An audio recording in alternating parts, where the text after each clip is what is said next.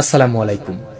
পরক্রিয়া যেন এখন সমাজে মহামারীর মতো ছড়িয়ে পড়েছে। ঘরে ঘরে প্রত্যেকটা সংসারে পরক্রিয়া যেন আষ্টে পিষ্টে জেগে বসেছে। পরক্রিয়ার আঘাতে জর্জরিত অলমোস্ট 82% ম্যারিটাল রিলেশনশিপ। কিন্তু কেন, কি কারণ, কে বা কারা এর জন্য দায়ী? কেনই বা নারী পুরুষ ঝুঁকে যাচ্ছে অবৈধ প্রেম বা বৈবাহিক সম্পর্কের দিকে? এবং কি ভবিষ্যৎ এই অনৈতিক প্রেমের? আদৌ কি পরিপূর্ণতা পায় এই প্রেমের সম্পর্ক, নাকি কিছুদিন চলার পরেই ভেঙে যায় প্রেম, কিংবা বিয়ে হলেও টিকে না সংসার? আজকে আমি এই টোটাল ব্যাপারটা নিয়েই ইন ডিটেলস ডিসকাস করব। ছোট বড়, বাবা মা, সন্তান, বিবাহিত অবিবাহিত, প্রত্যেকের জন্য এই কথাগুলো জানা অত্যন্ত জরুরি এবং অত্যাবশ্যকীয়। তাই আমার অনুরোধ, তুমি ভিডিওটা শেষ পর্যন্ত দেখো, কথাগুলো শুনো, বুঝো। তোমার জীবন, তোমার পরিবার, তোমার সংসারকে বাঁচাতে চাইলে কথাগুলো জানতে হবে। এই টপিকটাকে আমি দুইটা সেকশনে ভাগ করে বলবো। এক, কি কারণে বাড়ছে পরক্রিয়া বা কারা এর পেছনে দায়ী? দুই, কিভাবে আমরা এই পরক্রিয়া নামক ফিতনা বা সামাজিক ব্যাধিকে কমিয়ে আনতে পারি। এক, বিবাহ পরবর্তী পরক্রিয়ার মূল যে ভেক্টর বা প্যাথোলজিক্যালি যেটাকে বলে বাহক, এই এক্সট্রা ম্যারিটাল অ্যাফেয়ারের যে মেকানিজম, সেটা করেই থাকে মোবাইল ফোন। বিভিন্ন সোশ্যাল মিডিয়ার হাত ধরে বেগানা নারী পুরুষের অবাধ যৌনাচারের সুযোগ করে দিয়েছে Facebook, WhatsApp, imo, TikTok, Instagram, PUBG, free ফায়ারের মতো বিভিন্ন সোশ্যাল সাইট, যার মাধ্যমে যে কোনো নারী পুরুষ একে অপরের সাহচর্যে আসার সুযোগ পাচ্ছে সকলের অগোচরে। স্বামী ঘুমিয়ে গেলে বা বাসায় না থাকলেই স্ত্রী মেতে ওঠে অন্য কোনো পুরুষকে নিয়ে। আবার স্ত্রীর অবর্তমানে স্বামীও বিভিন্ন মেয়েদের সাথে ফ্লার্টিং করে বেড়াচ্ছে। কেউ কারো চেয়ে কম যায় না, দুজনেই ধোঁকাবাজ। কিন্তু কেন এই ধোঁকা, কি তার কারণ? শুধু কি সুযোগ পাচ্ছে বলেই করছে, নাকি রয়েছে অন্য কোনো ব্যাপার? আমি ব্যক্তিগতভাবে মনে করি এই পুরো বিষয়টার পেছনে প্রত্যক্ষ এবং পরোক্ষভাবে দায়ী আমাদের অভিভাবক বৃন্দ, আমাদের পিতামাতা। ছেলে মেয়েদের মন পছন্দের বাইরে বা সন্তানের পছন্দ অপছন্দের তোয়াক্কা না করেই অভিভাবক তার পছন্দ চাপিয়ে দিচ্ছে সন্তানের কাঁধে, যার কারণে সংসার জীবনের শুরু থেকে মিলছে না মন, হচ্ছে না বনিবনা। শুধুমাত্র একটা চুক্তিপত্রে স্বাক্ষর করা বলে একই ছাদের নিচে থাকতে বাধ্য হচ্ছে, মিলিত হচ্ছে দুটো শরীর। আগের জেনারেশনের ব্যাপারটা ছিল অন্যরকম। আগে এইভাবে নারী পুরুষের অবাধ মেলামেশা, যোগাযোগ কিংবা কথাবার্তার সুযোগ সুবিধা ছিল না এত শত অপশন। তাই নারীরা তার স্বামী ভালো হোক বা খারাপ, পছন্দ হোক বা না হোক, তাকেই মন থেকে মেনে নিত, কারণ আর কোনো অপশন ছিল না তাদের কাছে। কিন্তু বর্তমান যুগে রয়েছে অপশন। ফেসবুকে 2 দিন কারোর সাথে কথা বলছে একটা ছেলে, খুব খোঁজ খবর নিচ্ছে, আর তা দেখে মনে হচ্ছে এই তো সেই, যেমন পুরুষ আমি চিরকাল চেয়েছি। আর এখানেই অক্ষমতা স্বামীর। স্বামী যদি ঠিক হয়, ভালো হয়, মেয়েরা সাধারণত অন্য পুরুষের কথা দুঃস্বপ্নেও ভাবতে চায় না। কিন্তু কেন জানি না, গতানুগতিক স্বামী যাত্রা বর্তমানে স্ত্রীদের ব্যাপক অবহেলা করে। খোঁজ খবর রাখতে চায় না, শারীরিক মানসিক অবস্থাও বুঝতে চায় না, এমনকি মেনস্ট্রুয়াল পিরিয়ডে তার কেয়ার করতে পর্যন্ত জানে না। বেটা কাপুরুষ, বউ সামলানোর ক্ষমতা নেই তো বিয়ে করেছো কেন? লজ্জা করে না তোমার? তোমার স্ত্রীর হাতে স্মার্টফোন কেন? বউকে দিয়ে দেহ ব্যবসা করাও। শত শত পর পুরুষ তোমার বউয়ের ইনবক্সে ফ্রেন্ড লিস্টে কি করে? বউকে ভালোবাসার ক্ষমতা নেই, বউয়ের চাহিদা পূরণের ক্ষমতা নেই, লাফাতে লাফাতে গিয়ে বিয়ে করেছো। লজ্জা শরম কি সব বেঁচে খেয়েছো? বেয়াদব, তোমার কিসের এত পীড়িত তোমার ভাবির সঙ্গে? ঘরে কচি বউ ভাল লাগে না, আর পাশের বাড়ির 2 বাচ্চার মাকে গিয়ে বলছো, ভাবি আপনাকে তো নীল শাড়িতে দারুণ লাগে।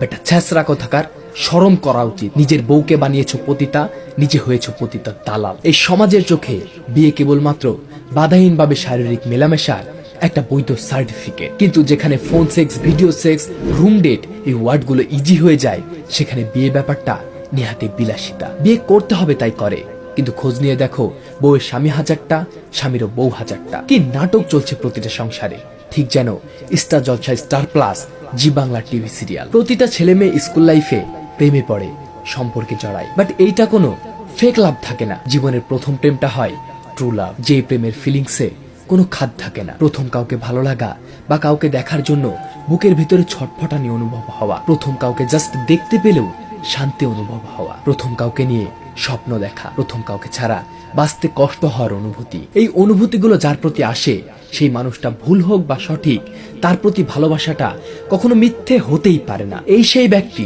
যাকে পেলে সারা জীবন কোনো অভিযোগ ছাড়াই কাটিয়ে দেওয়া যায়, যার রাগ দেখতেও ভাল লাগে, যার কাছে হেরে যেতেও ভাল লাগে, যাকে মানতে, শুনতে, জানতে ভাল লাগে। এই মানুষটার প্রতি চিরকাল কখনো আগ্রহ কমে না। আমি জোর গলায় বলতে পারি, প্রতিটা মানুষ যদি তার প্রথম ভালোবাসার মানুষটিকে পেত, সেই সংসারে কোনোদিন বিচ্ছেদ বা পরক্রিয়া নামক শব্দ ঢোকার সুযোগ পেত না। তবে হ্যাঁ, যার পারিবারিক বা পরিবেশগত চরিত্র খারাপ, তার হিসাব আলাদা। কিন্তু আমি 200% গ্যারেন্টি দিয়ে বলতে পারি, 1005টা এমন খুঁজে পাওয়া যাবে না যাদের তার প্রথম ভালোবাসার মানুষটার সাথে বিয়ে হয়েছে। হয়ই না রে ভাই, পরিবেশ পরিস্থিতির কারণে কারোই হয় না। যাদেরই লাভ ম্যারেজ, একটু খোঁজ নিয়ে দেখো, কেউই কারো প্রথম ভালোবাসা নয়। মুখে যতই বলুক তুমি আমার প্রথম ভালোবাসা, আসলে তা নয়। তোমার আগেও কেউ এসেছিল তার জীবনে, হয় তুমি জানো নয়তো জানো না।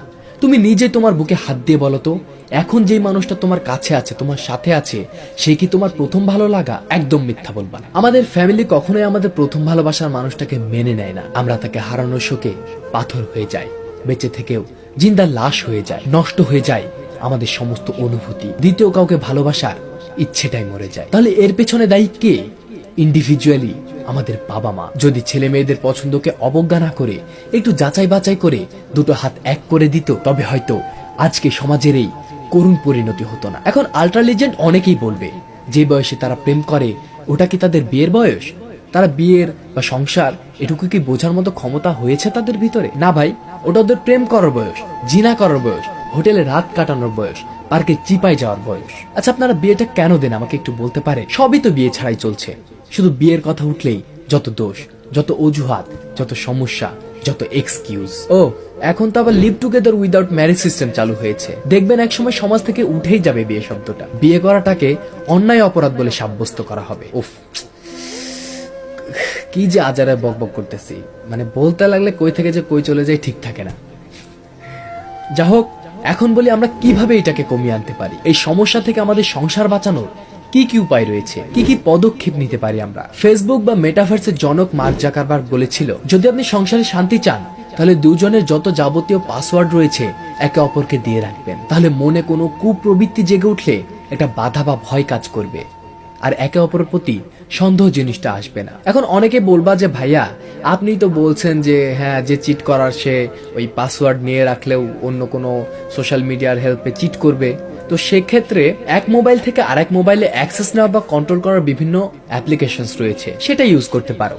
মোট কথা, তাকে চিট করার সুযোগই দেওয়া যাবে না, কারণ ইবলিশ শয়তান সবসময় মানুষকে উস্কে বেড়ায় ভুল পথে পরিচালিত করার জন্য। ওয়াসওয়াসা দিয়ে থাকে, জিনার দিকে এগিয়ে নিয়ে যায়, প্রলোভন দেখায়। তাই একে অপরকে শাসনে রাখতে হবে, চোখে চোখে রাখতে হবে, আগলে রাখতে হবে পরপুরুষ পরনারী থেকে। এটা আমাদের দায়িত্ব। এখন যদি এমন হয় যে সে পরক্রিয়ায় জড়িয়ে পড়েছে, সেক্ষেত্রে কি করবা? তাকে অবহেলা না করে আর বেশি কাছে টেনে নিবা, কাছে কাছে থাকবা, বেশি বেশি সময় দিবা, বেশি বেশি কেয়ার করবা, যেন সে রিয়েলাইজ করতে পারে যে সে তোমাকে আসলেই ঠকাচ্ছে। তার ভিতরে অনুশোচনা হয়, সে রিগ্রেট ফিল করে। অভিমান করে দূরে সরে গেলে সে তো আরো বেশি সুযোগ পাবে রে পাগলা। তোমার ভালোবাসা দিয়ে তাকে তোমার করে রাখতে হবে। রাখার মানুষ রাখতে জানলে থাকার মানুষ থাকতে বাধ্য। আবার এসব ডায়লগে গা ভাসানো যাবে না যে যে থাকার সে এমনিতেই থাকবে। আবার একটা ডায়লগ আছে না, ওই যে যাকে ভালোবাসো তাকে মুক্তি দাও, সে যদি ফিরে আসে তো সে তোমার। ভাই, এ যুগে ছেড়ে দিলে হাজারো মাকাল ফল ছেঁচড়ারা ওত পেতে বসে আছে। তবে পুরুষ, তুমি এইটা মনে রেখো, তোমার স্ত্রী ব্যতীত কোনো নারী তোমার পিছনে ঘুরে তোমার টাকার জন্য। আর নারী, তুমি এইটা জেনে রাখো, তোমার স্বামী ব্যতীত কোনো পুরুষ তোমার পিছনে সময় দিচ্ছে, ইফোর্ট দিচ্ছে, টাকা খরচ করছে তোমাকে খাওয়ার ধান্দায়, নয়তো তোমার টাকা খাওয়ার ধান্দায়। ভাবছো তুমি তোমার স্বামীর কাছে যে আদর ভালোবাসার যত্ন পাওনি সেটা তার কাছে গিয়ে পাবা? এটা তোমার সম্পূর্ণ ভুল ধারণা। গন্তব্য কখনো মন্তব্য ঠেকাতে পারে না, এমন অনেক ডায়লগ শুনবা, কিন্তু এক সময় গিয়ে আত্মহত্যার পথ তোমাকেই বেছে নিতে হবে। বোন আমার, একটা সংসার ছেড়ে আরেকটা সংসারে ঢুকতে চাইছো একটু সুখের আশায়, কিন্তু তোমাকে কতটা লাঞ্ছনা গঞ্জনার শিকার যে হতে হবে এটার যদি একটু সামান্য ধারণা তোমার থাকতো, তবে এই ভাবনা তুমি ভুলেও ভাবতা না। এর স্বাদ জানতে চাইলে ডিভোর্সি মেয়েদের কাছে একটু প্রশ্ন করে দেখো। স্বামীর কাছে ভালোবাসা পাও না বলেই তো অন্য কারো কাছে গেছো, কিন্তু আমাকে জাস্ট এতটুকু বলো, আদৌ কি তুমি খুব ভালো আছো তার কাছে? মেয়েরা কত বোকা, স্বামীর অবহেলার কষ্ট ভুলতে প্রেমিকের কাছে যায়। সেই প্রেমিকের যখন তাকে ভোগ করা হয়ে যায় তখন সে ব্রেকআপ করে দেয় বা অবহেলা করতে শুরু করে।